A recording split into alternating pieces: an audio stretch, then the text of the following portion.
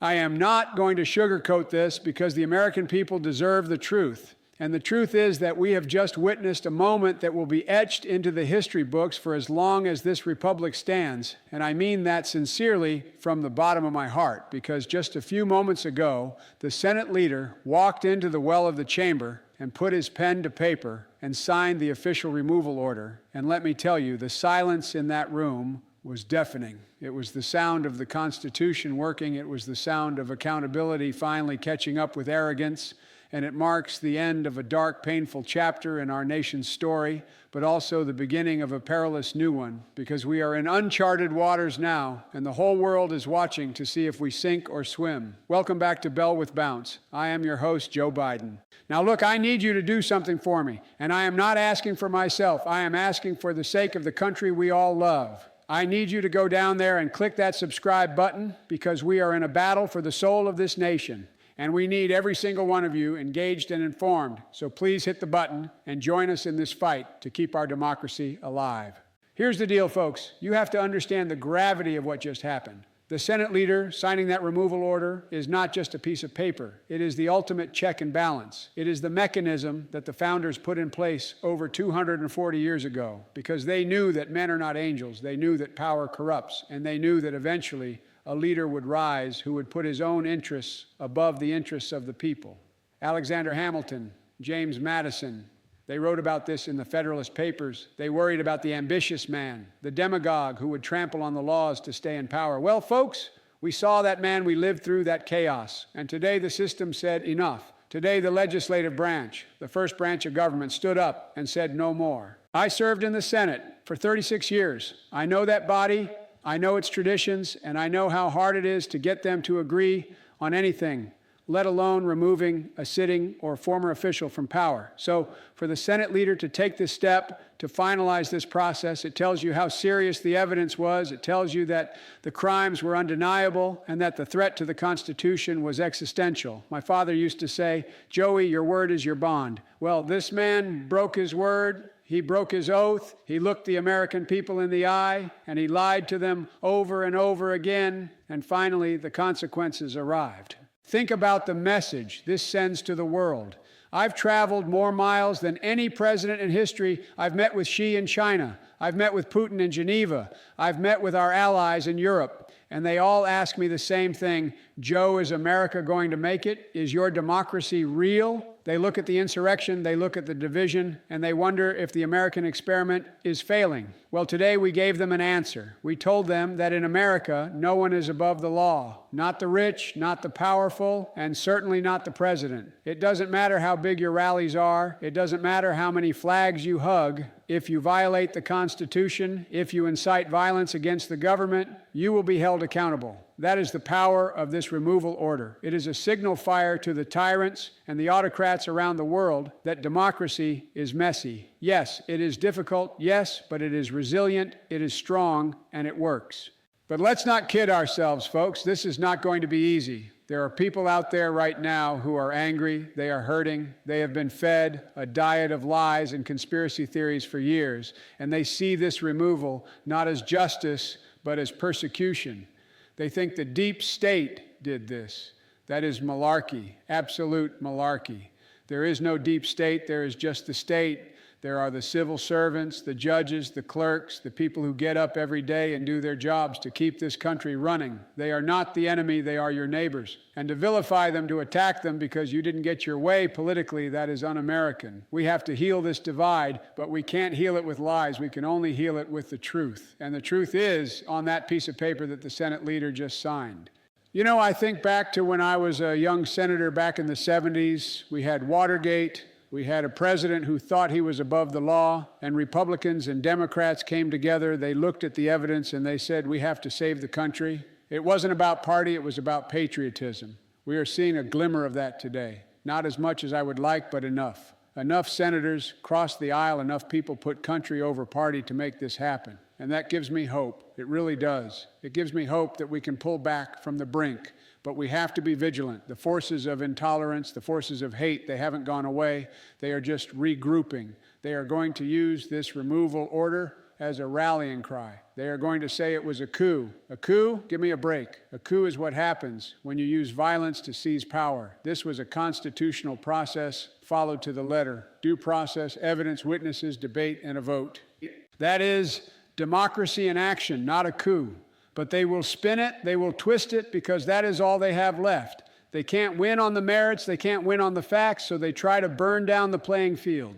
And let's look at the specifics of the order itself. It bars him from holding office again. That is the kicker. That is the part that really stings, because it is not just about the past, it is about the future. It is about saying never again. Never again will we let a man who has no respect for our institutions hold the keys to the Oval Office. Never again will we let someone who treats the military like his personal toy be the commander-in-chief. It is a safeguard. It is a firewall. And frankly, it is a relief, because now we can focus on the real work. We can focus on building the economy from the bottom up and the middle out. We can focus on lowering costs for families. We can focus on climate change. We can focus on the things that actually matter to your kitchen table, not the ego of one man. But don't think for a second that he is going to go quietly. He is going to scream. He is going to shout. He is going to sue. He is a litigious guy. We know that. He has spent his whole life in court. But this is different. This isn't a zoning dispute in Manhattan. This is the United States Senate, and their judgment is final. There is no appeal from the court of impeachment. The Supreme Court isn't going to save him this time. The founders made that clear. The Senate has the sole power to try all impeachments. Sole power. That means it is up to them, and they have spoken. I want to talk a little bit about the conspiracy theories, because I know what you are hearing online. I know what the algorithms are feeding you. They are saying that this was orchestrated by me, that I made a call to the Senate leader and told him to do it. Folks, that is laughable. The Senate is a co-equal branch of government. I respect the separation of powers. I didn't tell them how to vote. They looked at the evidence, they saw the phone calls, they saw the documents, they saw the dereliction of duty, and they made up their own minds. This idea that there is some master puppeteer pulling the strings is just a way to avoid facing reality. The reality is that actions have consequences. If you play with fire, you get burned. And he played with the biggest fire of all. He played with the stability of the American Republic. He poured gasoline on it. And now he is surprised that he got scorched? Come on. And think about the precedent this sets. For a long time, we thought that norms were enough. We thought that shame was enough. We thought that no president would ever dare to go this far. Well, we were wrong. We learned a hard lesson. Norms are not enough. We need laws. We need boundaries. And this removal order draws a bright red line. It says to every future president, Democrat or Republican, do not cross this line. Do not try to overturn an election. Do not incite a mob. Do not betray your oath. If you do, you will be removed, you will be disgraced, and you will be barred from ever serving again. That is a healthy thing for a democracy. It strengthens the guardrails. It reminds everyone that the office is bigger than the man. The presidency is an institution. It is not a person. It existed before him, and it will exist after him. And our job, my job and your job, is to protect that institution, to make sure it serves the people, not the other way around.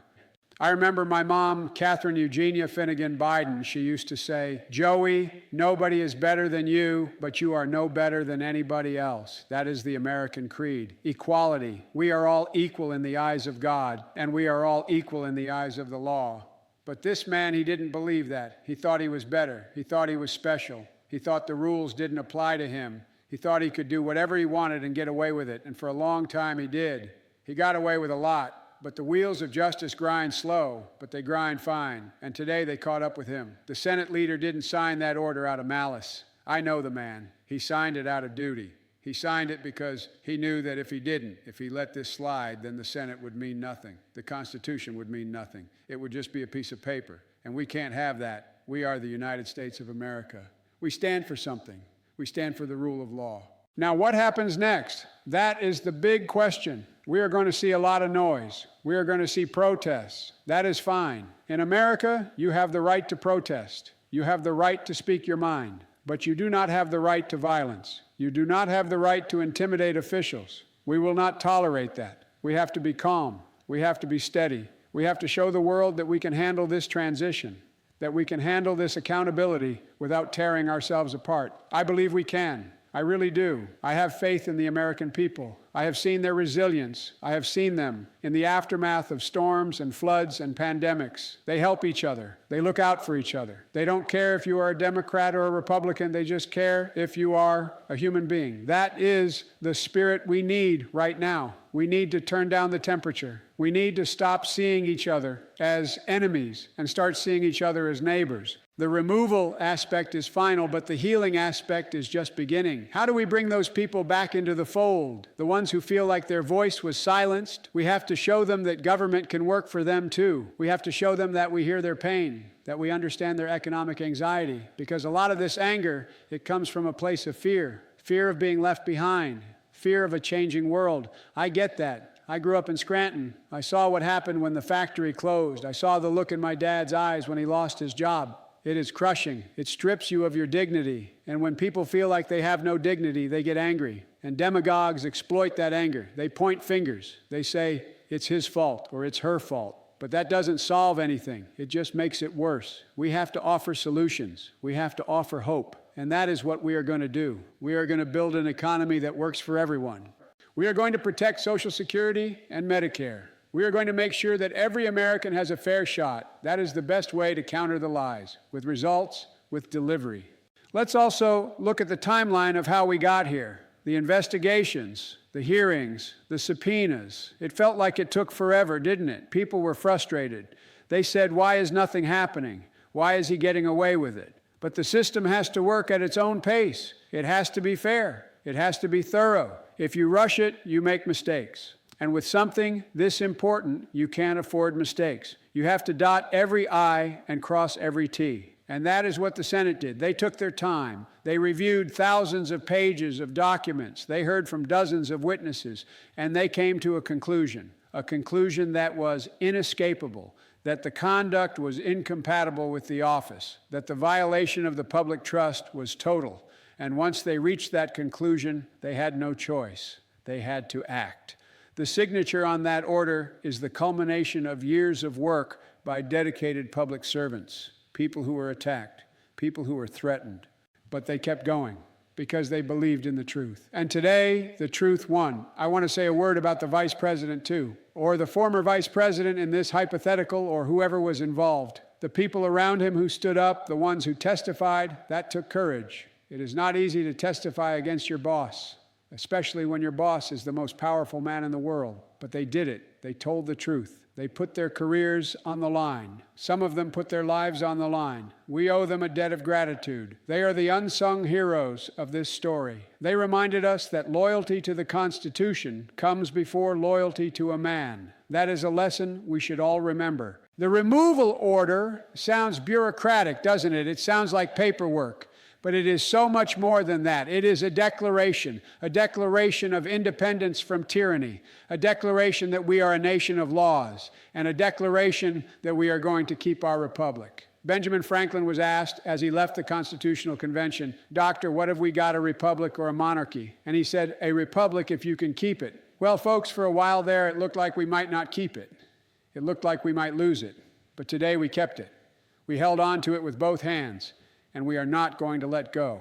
We have to talk about the media's role in this too, the way this has been covered. Some outlets have been responsible. They have reported the facts. They have explained the process. But others have poured fuel on the fire. They have spread lies. They have terrified their viewers, telling them that the country is being stolen. That is dangerous. Words matter. When you tell people that they are being cheated, they act on it. We saw that on January 6th. We cannot have a repeat of that. The media has a responsibility to tell the truth. Not what makes them money, not what gets them clicks, but the truth. And the truth is that this was a lawful constitutional process. Period. End of story. I also want to address the military, the brave men and women who wear the uniform. They take an oath to the Constitution, not to a king, not to a president, to the Constitution. And through all of this turmoil, they have stood tall. They have stayed out of politics. They have done their duty. And that is a testament to the professionalism of our armed forces. They are the best in the world, and they are the guardians of our freedom. We should all be proud of them, and we should make sure that we never put them in a position where they have to choose between their orders and their conscience again. That is what this removal order ensures. It ensures that the chain of command remains unbroken and loyal to the law. So where do we find ourselves tonight? We find ourselves at a crossroads. One road leads to more division, more anger, more chaos. The other road leads to healing, to unity, to progress. I know which road I want to take, and I think I know which road you want to take. We are tired of the fighting. We are tired of the shouting. We want to get things done. We want to fix our bridges. We want to cure cancer. We want to lead the world in the 21st century. And we can do all of those things, but we have to do them together. We can't do them if we are tearing each other apart. So let this be the moment where we turn the page. Let this be the moment where we say, okay, that happened, it was bad, but we survived it, and now we are moving forward. The Senate leader's hand might have shaken a little when he signed that paper. It is a heavy burden to remove a leader. It is not something you do lightly. It weighs on your soul. But I bet when he put the pen down, he felt a sense of relief. Relief that he did the right thing. Relief that the system worked. And relief that the threat is gone.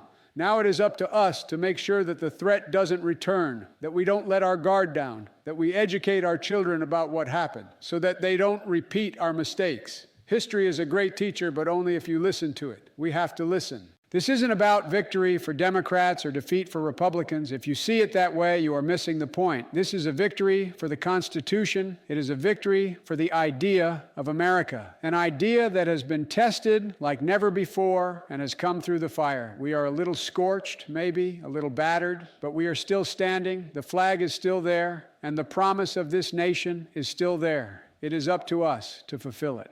So I ask you tonight to say a prayer for our country. Say a prayer for the Senate leader. Say a prayer for the judges. And yes, say a prayer for the man who was removed. Pray that he finds some peace. Pray that he finds some understanding of what he did. Because harboring hate only consumes you. We have to move past the hate. We have to look toward the light. We have to be the United States of America. United. That is the key word. United. Thank you for listening, folks. I know this is a lot to take in. It is a historic day, a heavy day, but it is also a day of hope. Hope that justice is real, hope that truth matters, and hope that our best days are still ahead of us. I believe they are. I truly do. So keep the faith, keep fighting for what is right, and never ever bet against the American people. God bless you all, and may God protect our troops.